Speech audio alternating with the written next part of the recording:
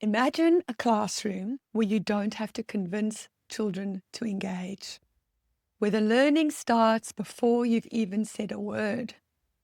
That classroom is possible, and I have taught in it. Welcome back to Blooming Curious. I'm so glad you're here.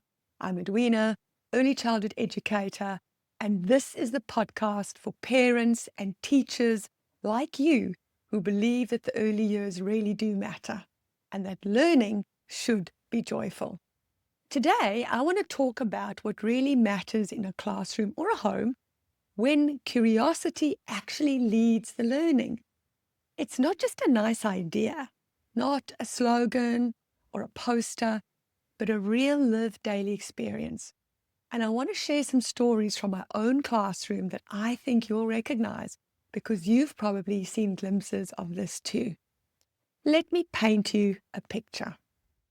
It's early morning, the children have just come in, and before you've even called them to the mat, the start of the day, two or several of them are already at the table pulling out the projects that they've been working on. One is drawing a diagram of a rabbit hutch because last week she decided she wanted to find out more about rabbits and what they need because they've just adopted a rabbit. Another is writing a list of questions he wants to research about viruses, not because I signed it, but because he chose it. There's a low hum of purposeful conversation.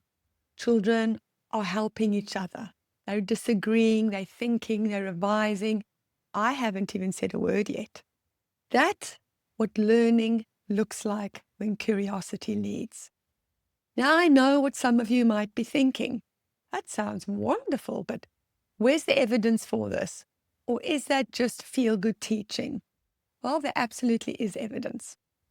Apart from my very own classroom lived experience, of course, there is a 2023 study published in Early Child Development and Care, and this one is really interesting because it looked at how interest develops in young children, specifically children around ages of 4 and 5.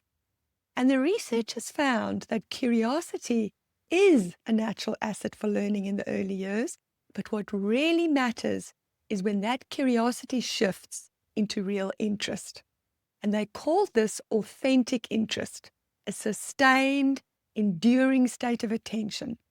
And both curiosity and authentic interest were found to contribute to cognitive development and success in learning.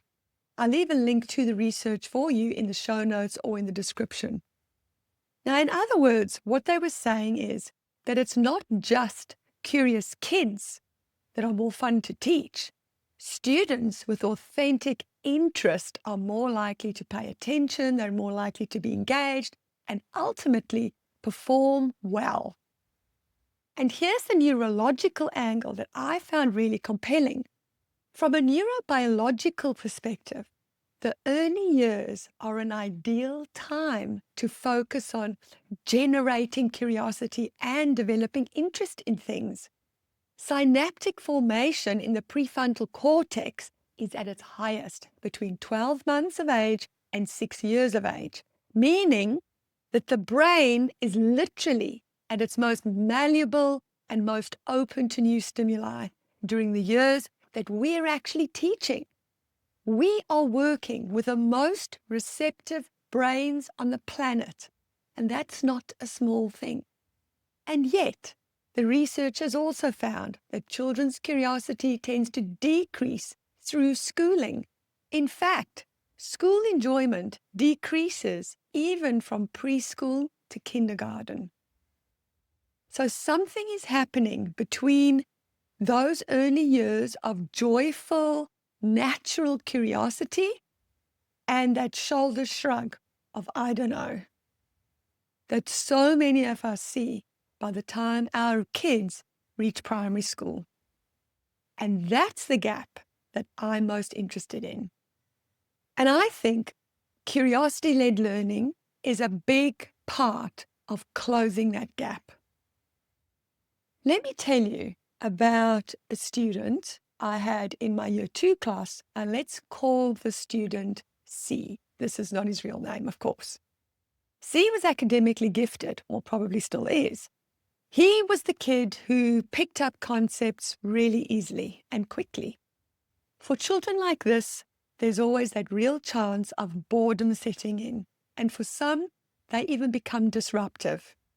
Of course, I set this child more challenging work because that's what you would do. But the real kicker for him was when I started giving the class dedicated project time twice a week. The rule was simple. You could choose anything you wanted to learn about or things that you were genuinely curious about and you wanted to find out about, but it had to connect to what we were learning, in other words, to the curriculum. But the question, the angle, the way you explore it, the way you present it, that was yours. This child, C, chose to investigate the influenza virus. He wanted to know how it was spread and what could be done to prevent its spread. And of course, I let him present his findings how he wanted. He was on fire. But here's the thing that really surprised me, or perhaps not so much. His engagement didn't just stay in that project bubble. That same energy was brought to everything else, to his reading, his writing tasks, math, because he remembered or he knew what it felt like to be genuinely curious. And that feeling spills over. When you give a child like C a place where his mind can stretch, really stretch, he stops just tolerating school and starts loving learning. Now, let me tell you, in case you think that this type of learning is just for the gifted, let me tell you now about a different student, and let's call her M. M found reading and writing really hard, and there were actually several children like this.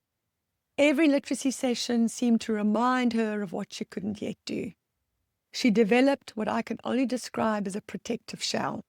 She'd go quiet, look away, disengage, or find a reason to go to the bathroom. She learned that school was a place that felt like failure. So she switched off. But when I introduced project time, M chose to investigate rabbits. She'd been given a rabbit and was captivated by them. And at first, she just drew pictures. Then she started asking for help how to write labels. Then it was, how do you spell these words? Words that were well above her reading level. But she wanted them because they were her rabbit words. They meant something to her. The shift was quiet but profound.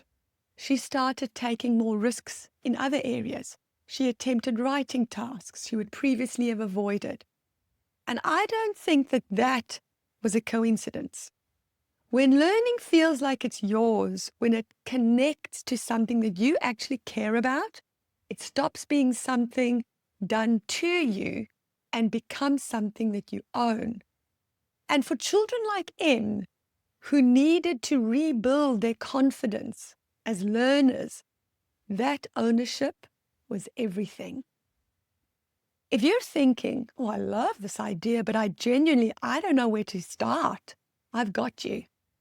I have a blog post where I walk you through exactly how I introduced inquiry in my own classroom, the simple framework I used, how I structured the time, and what I said to the kids. I'll link it for you in the show notes or in the description here on YouTube. So what actually changes when children are genuinely interested? Quite a lot, it turns out. For literacy, children write more, and they write with more intention. They read because they have a reason to read. They want to find answers. They want to record discoveries. They want to share their findings. The reading and writing isn't the task any longer. It's the tool. And tools feel very different to tasks. Excuse me. For numeracy, curious children ask measurable questions. How many, how far, how long? They want to count, compare, calculate, because the maths is in service of something that matters to them. For well-being, which is probably the most significant shift of all, curiosity relates to children's enjoyment of learning and school. When children feel that their interests are valued, that their questions are worth asking, that school is a place where they can be themselves and not be afraid of asking questions, their sense of belonging changes. And belonging matters enormously, particularly for children who've already had negative experiences with learning. And you don't need a whole curriculum overall to make this work. You don't need a special room or a big budget or tons of resources. You need a bit of time and a genuine willingness to let children's curiosity lead, and the belief that their questions are worth following. Twice a week, that's all I gave my students, initially at least. Twice a week to explore something that mattered to them. And the ripple effect went beyond those sessions. It was like that thing when you drop the pebble in the middle of the pond and you have those concentric circles that go out. If you're a teacher, I'd encourage you to try it. Start small. Give them a question. What do you wonder about? And see what comes back. You might be surprised. And if you're a parent, the same applies at home. Follow the snail. Follow the question about why the sky changes in the color at sunset. Follow the fascination, wherever it leads. That's curiosity in action. And that's the beginning of a lifelong love of learning. And if you want to see just how simple everyday experiences can nurture curiosity, then download my free e-guide, which has 10 curiosity starters included. I will link it in the show notes and the description for you.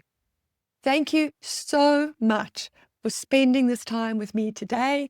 If this episode resonated with you, I'd love if you'd share it with another teacher, colleague, or parent who needs to hear it.